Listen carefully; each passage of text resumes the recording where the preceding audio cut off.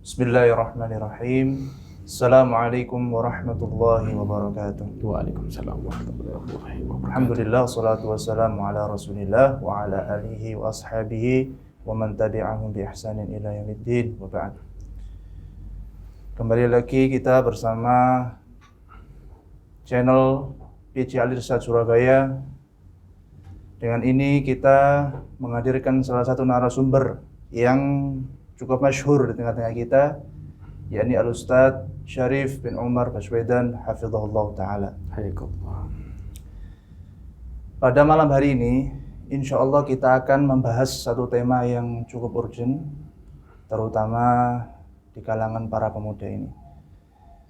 Ahlan wa sahlan Ustadz, kaif halukum Ustadz? Alhamdulillah bikhair, alhamdulillah bil afiyah.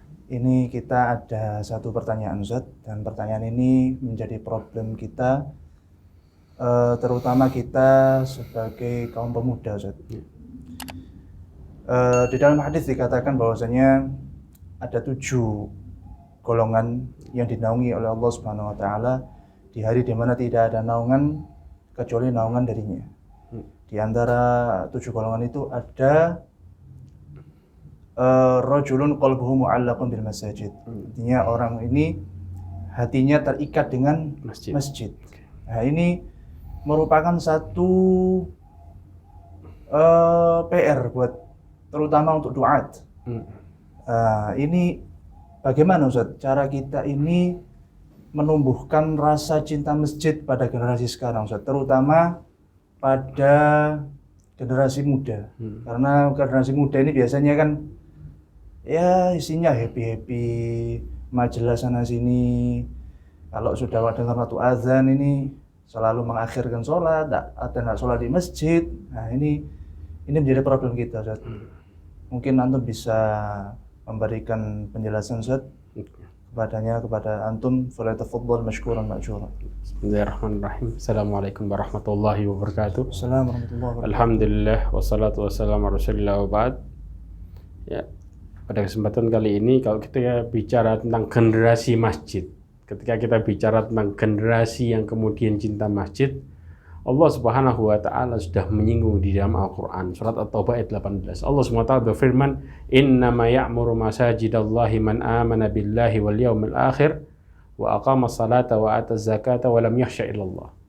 Allah Subhanahu wa taala berfirman, sesungguhnya hanya orang-orang yang memakmurkan masjid ialah orang-orang yang beriman kepada Allah dan juga hari akhir, dan juga mereka ciri-cirinya mendirikan sholat, menunaikan zakat, dan tidaklah mereka takut kecuali hanya kepada Allah Subhanahu wa taala.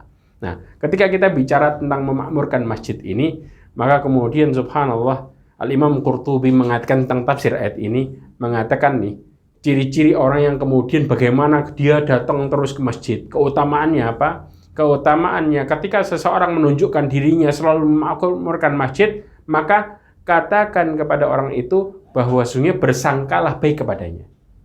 Artinya kita apa? Disuruh kemudian berprasangka baik kepada orang ini. Kenapa? Karena dia menunjukkan bagaimana cintanya dia ke masjid. Ya, berarti apa?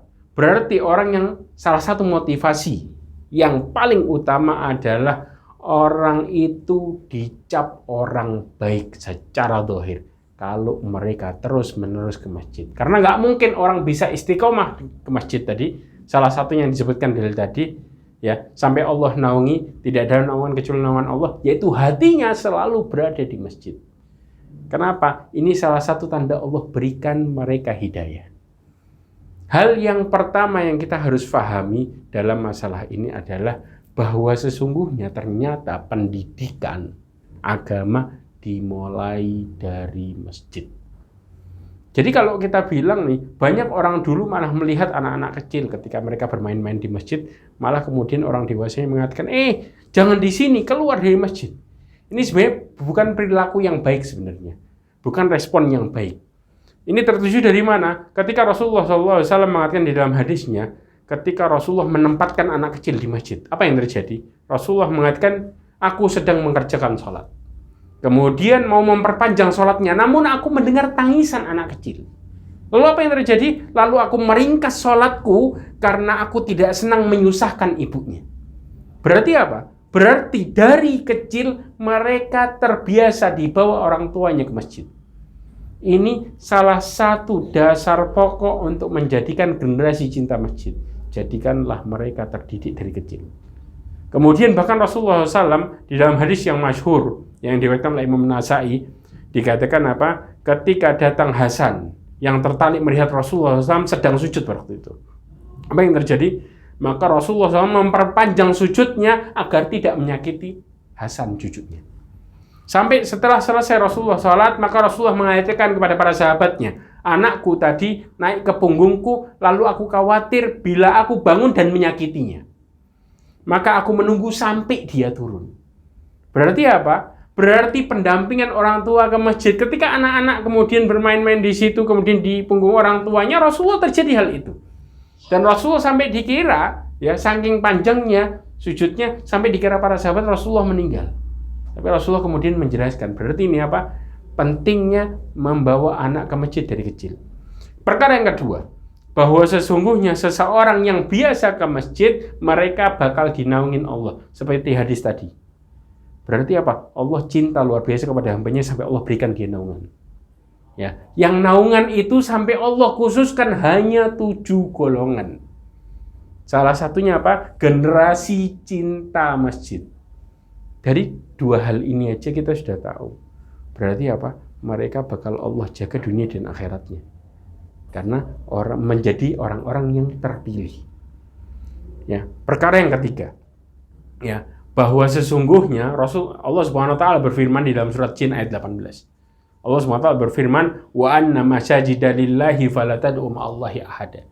Bahwa sesungguhnya masjid adalah milik Allah dan janganlah berdoa kepada selain Allah Subhanahu wa taala. Maksud ayat ini ketika kita tarik, ya, kita fahami bahwa sesungguhnya Allah menyandarkan masjid kepada dirinya. Berarti apa? Berarti orang yang memakmurkan masjid, mereka adalah orang-orang yang Allah bakal jaga karena mereka berada di rumah Allah. Yang terakhir, tidak akan orang memakmurkan masjid kecuali mereka kembali menjaga Quran dan mempelajarinya di dalam masjid. Karena mustahil generasi-generasi yang cinta masjid kemudian mereka jauh dari Quran, tidak. Karena Rasulullah SAW mengatakan dalam hadisnya, kata Rasulullah SAW yang diriwayatkan oleh Imam Muslim, majtama'a qaumun fi baitin min buyutillah.